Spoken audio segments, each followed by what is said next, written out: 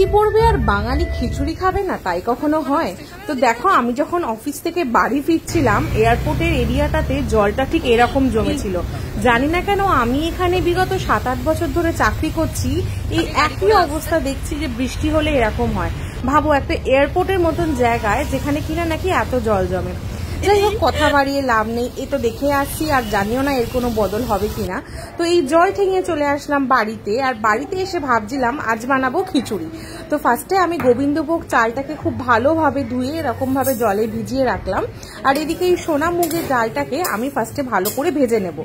ডাল অ্যাকচুয়ালি ভেজে তারপরে জল দিয়ে ধুয়ে নিয়ে সেই ডালটা রান্না করলে না তার স্বাদই আলাদা রকম হয়। তো দেখো, আমার ডাল ভাজাটা কমপ্লিট। তারপরে আমি এটাকে একটা বাটিতে ঢেলে নিলাম।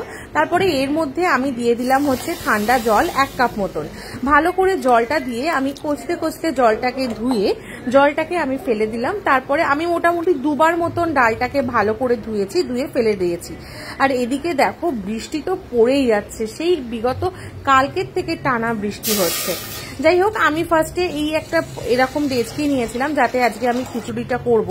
তো আমি খিচুড়িতে যে জলটা দেব সেটা আমি একবারেই দেব। 2 লিটার মতন জল আমি এখানে নিয়েছিলাম। তার মধ্যে দিয়ে দিয়েছিলাম সামান্য পরিমাণের একটু হলুদ দিয়ে ভালো করে জলটাকে ফুটিয়ে নেওয়ার পরে এই যে ডালটা আমি ভেজে নিয়েছি, এই ডালটাকে আমি ফার্স্টে দিয়ে দেবো। তোমরা অনেকে হয়তো চাল আর ডাল একসঙ্গে সেদ্ধ করো, কিন্তু আমি বলবো আজকে আমার এই রেসিপিটাতে ডালটাকে আমি আগে ভালো করে সেদ্ধ করে নিয়েছি। ডালটা যখন একদম সেদ্ধ হয়ে যাবে, পুরো গলে গিয়ে যখন ভেঙে যাবে, তারপরে আমি এর মধ্যে অ্যাড করব চাল। যতক্ষণ ডালটা সেদ্ধ হচ্ছে ততক্ষণ আমি একটা মশলা বানিয়ে নিলাম। আমি আদা ঘরে ছিল না, এই আদার পেস্টটা ছিল, তো আমি আদা পেস্ট আর দিয়ে দিয়েছিলাম গোটা জিরে আর 6টা মতন কাঁচা লঙ্কা, আর যেটা মেন সেটা হচ্ছে রাঁধুনি। এই রাঁধুনিটা দিয়ে করলে না খিচুড়িতে একটা আলাদাই স্বাদ আসে, পুরো ভোগের খিচুড়ির মতন লাগে। তো মশলাটা ওদিকে আমার পেস্ট হয়ে গেছে। এদিকে একটা কড়াইতে আমি 2টো মতন তেজপাতা আর 2টো শুকনো লঙ্কা দিয়ে ভালো করে ততক্ষণ ভাজবো যতক্ষণ না শুকনো লঙ্কাটা কালো হবে। তারপরে এর মধ্যে একটু হলুদ দিয়ে দেবো। হলুদ দেওয়ার সাথে সাথে কিন্তু মশলাটা দিয়ে দিতে হবে, কারণ হলুদ যদি পুড়ে যায় তাহলে কিন্তু কালো কালো হয়ে যাবে। তো মশলাটা দিয়ে আমি এখানে ভালো করে কষাবো। মশলাটার মধ্যে গুঁড়ো মশলা বলতে একটুখানি কাশ্মীরি লঙ্কা, একটু ধনে গুঁড়ো আর জিরে গুঁড়ো, ব্যাস এই মশলাটুকুনি আমি অ্যাড করব। করে এটাকে ভালোভাবে কষাতে হবে। এই মশলাটাকে কিন্তু বেশ কিছুটা টাইম ধরে কষাতে হবে, যতক্ষণ না মশলা থেকে কাঁচা গন্ধটা না যাচ্ছে আর ভালোভাবে তেল না বেরোচ্ছে।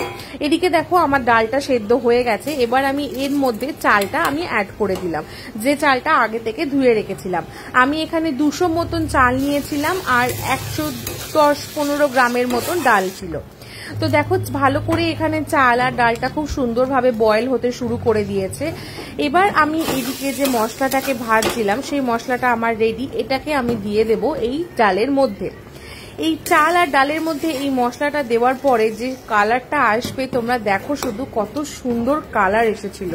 আর শুধু কালার না, বিশ্বাস করো এটা থেকে যে সুন্দর একটা স্মেল আসছিল না, স্মেল বলাটা হয়তো ভুল হবে, একটা খুব সুন্দর ফ্লেভার আসছিল, জাস্ট অসাম লাগছিল। সেই যেমন পুজোর বাড়িতে যে খিচুড়িগুলো হয় না, ঠিক সেরকম। যাই হোক, তারপরে আমি এর মধ্যে অ্যাড করে দিলাম একটু সামান্য স্বাদ মতন লবণ আর একটু চিনি। চিনিটা তোমরা না চাইলে নাই দিতে পারো, আমি একটু চিনি দিই এটার স্বাদটাকে ব্যালেন্স করার জন্য।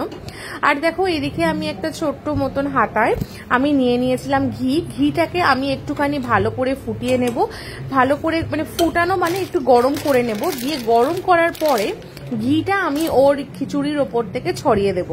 কাইন্ড অফ ধরো ওই তরকার মতন লাগে। তো ঘিটা যখন আমি খিচুড়ির ওপর দিয়ে ছড়ালাম না, ছড়ানোর পরে যখন আমি খিচুড়িটাকে ভালো করে নাড়িয়ে নিলাম, জাস্ট দারুণ লাগছিল, দারুণ, ভীষণ সুন্দর একটা স্মেল এসেছিল।